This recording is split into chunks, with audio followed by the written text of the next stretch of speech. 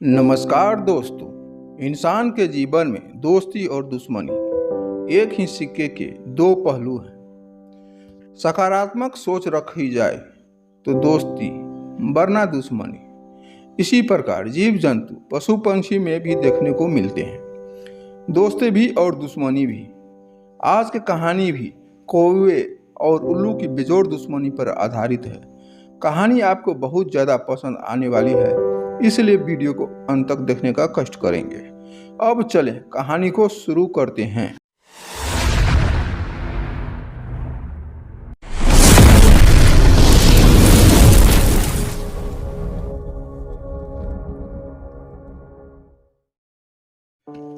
छत्तीसगढ़ राज्य के संग्रामपुर गांव के पास ही एक विशाल जंगल था।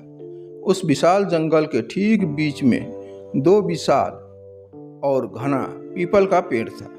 इन दोनों पेड़ों पर ढेर सारे कौवों का बसेरा हुआ करता था। इतने सारे कौवे का एक मुखिया भी था, जिसका नाम था सुरसाहा। इसी पीपल के पेड़ों के कुछ ही दूर पहाड़ी भूमि थी, जिसमें अनगिनत छोटे बड़े गुफाएं थीं। उन गुफाओं में बहुत सारे उल्लुओं का बसवास था। उन सभी उल्लुओं का भी एक मुखिया था, महिषपाल। मुखिया महिषपाल बहुत बड़ा, कुशल और समझदार मुखिया था। कौवों को तो उसने उल्लू जाति का बहुत बड़ा दुश्मन घोषित कर रखा था। उसे कौवों से इतनी नफरत थी कि प्रतिदिन किसी न किसी कौवे को मारे बिना वह भोजन तक नहीं करता था। इस तरह जब बहुत अधिक कौवे मारे जाने लगे तो उनके मुखिया सुरसाहा को बहुत चिंता होने लगी। उसने कौवों की तत्काल एक सभा लगाई। इसी समस्या को लेकर विचार विमर्श करने लगा। सुरसाहा बोला, मेरे प्यारे कौवों, आपको तो पता ही है कि उल्लुओं के आक्रमणों के कारण हमारा जीवन असुरक्षित हो गया है। हमारे संख्या भी दिन पर दिन घटता चला जा रहा है। इसी तरह हम लोग हाथ पर हाथ धरकर बैठे रहे तो हमारा सर्वनाश हो जाएगा। हमारा शत्रु शक्तिशाली है और अहंकारी भी। हम पर रात को हमले किए जाते हैं, क्योंकि वह रात को अच्छी तरह से देखने में सक्षम होता है और हम लोग रात को देख नहीं पाते। हम दिन में जवाबी हमला भी नहीं कर पाते, क्योंकि वे दिन में गुफाओं में घुसकर अंधेरे में सुरक्षित बैठे रहते हैं। अब उनसे कैसे बदला लिया जाए? आप लोगों के दिमाग में कोई अच्छी तरकीब हो तो बता सकते हैं। थोड़ी देर बाद किसी भी कौवे को कुछ बोलता न देख मुखिया सुरसाहा ने एक बूढ़े और बुद्धिमान कौवों से अपने सुझाव देने के लिए कहा। बुद्धिमान कौवा कुछ बोल पाता उससे पहले ही एक डरपोक कौवा बोला, हमें उल्लुओं से समझौता कर लेना चाहिए।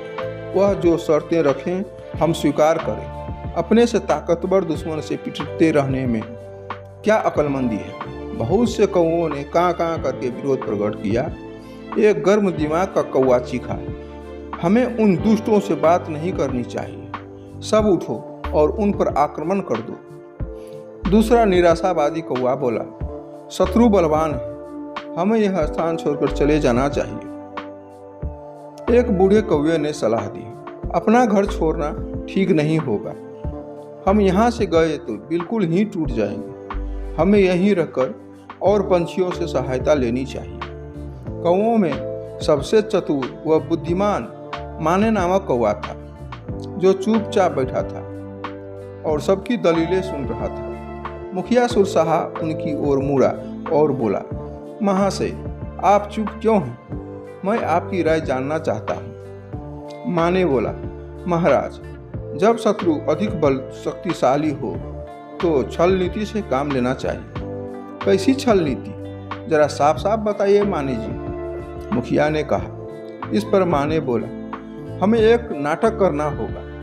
नाटक के अनुसार आप सब मुझे भला बुरा कहिए और मुझ पर जानलेवा हमला कीजिए।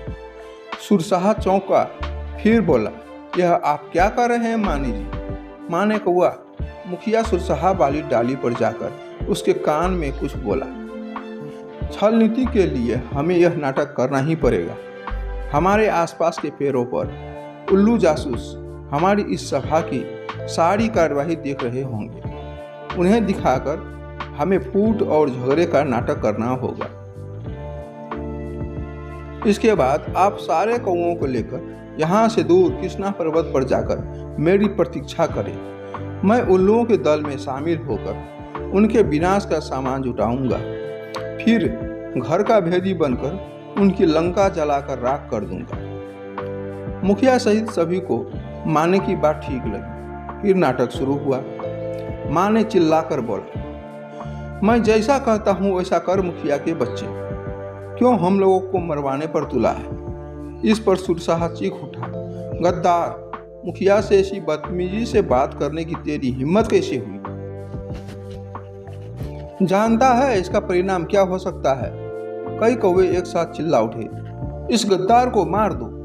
मुखिया सुरशाह ने अपने पंख से माने कौवा को जोरदार झापर मारा और पेड़ के तने से नीचे गिरा दिया और घोषणा की, मैं इस गद्दार माने को कौवा समाज से बहिष्कार करता हूँ। अब से कोई भी कौवा इस नीच से कोई संबंध नहीं रखेगा।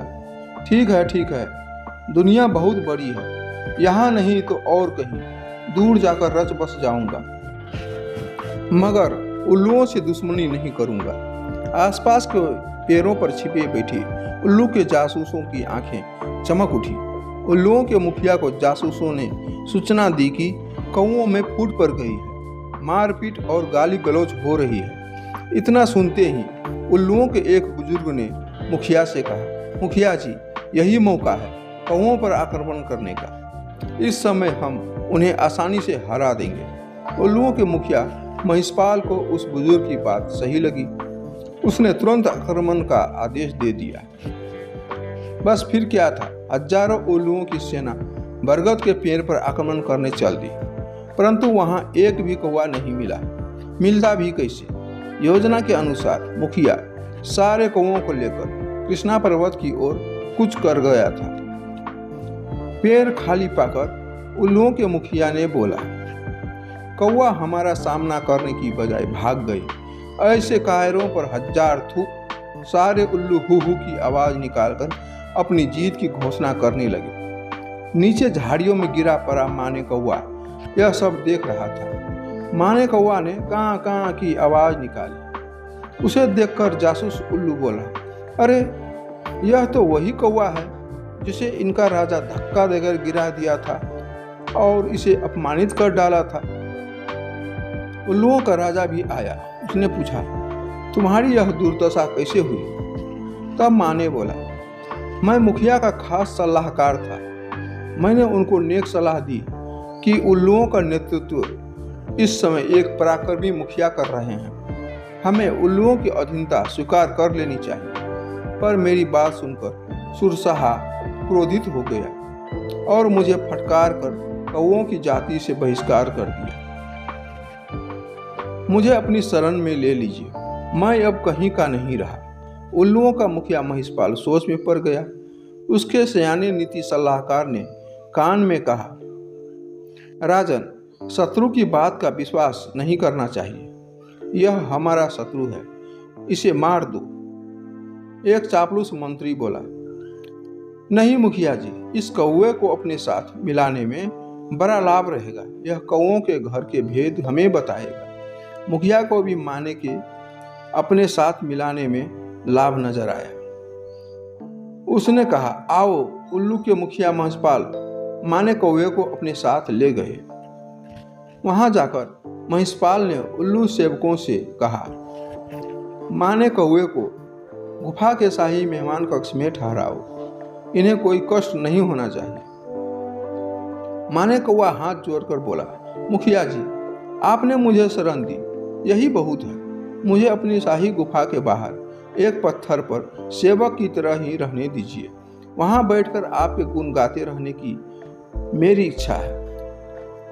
इस प्रकार माने कौवा शाही गुफा के बाहर डेरा जमाकर बैठ गया। गुफा में नीति सलाहकार ने मुखिया से फिर से कहा, मुखिया जी, शत्रु पर इस प्रकार विश्वास नहीं करना चाहिए।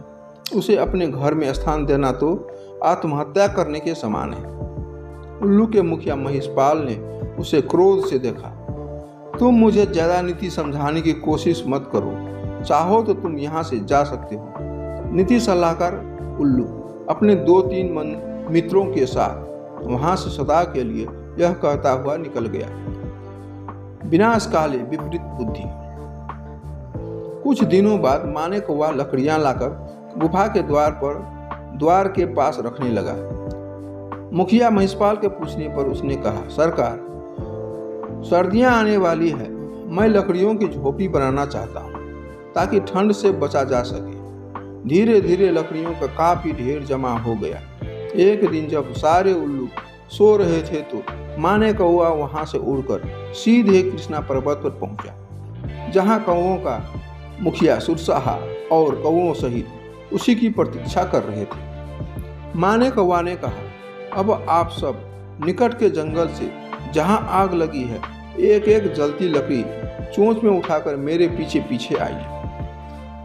कौवों की सेना अपने अपने चोंच में जलती लकड़ियां पकड़ माँ ने कौवा के साथ उल्लुओं की गुफा के पास आ पहुंचा। उल्लुओं के सारे छोटे बड़े गुफाओं में माँ ने कौवे द्वारा ढेर लगाई लकड़ियों में आग लगा दी गई। सभी उल्लू जलने से या दम घुटने से मर गए। सारे कौवे के साथ साथ कौवा के मुखिया सुरसाहा बहुत खुश हुआ। आज उसका दुश्मन मारा जा चुका था। मुखिया ने माँ ने कौवा को कौवा रत्न की उपाधि दी और उसे ही मुखिया बना दिया।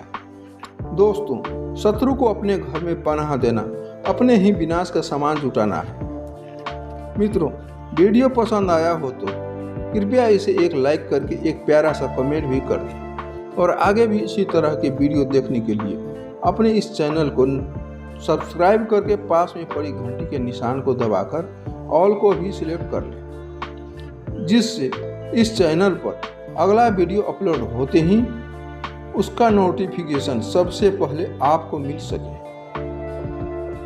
वीडियो पूरा देखने के लिए बहुत बहुत धन्यवाद।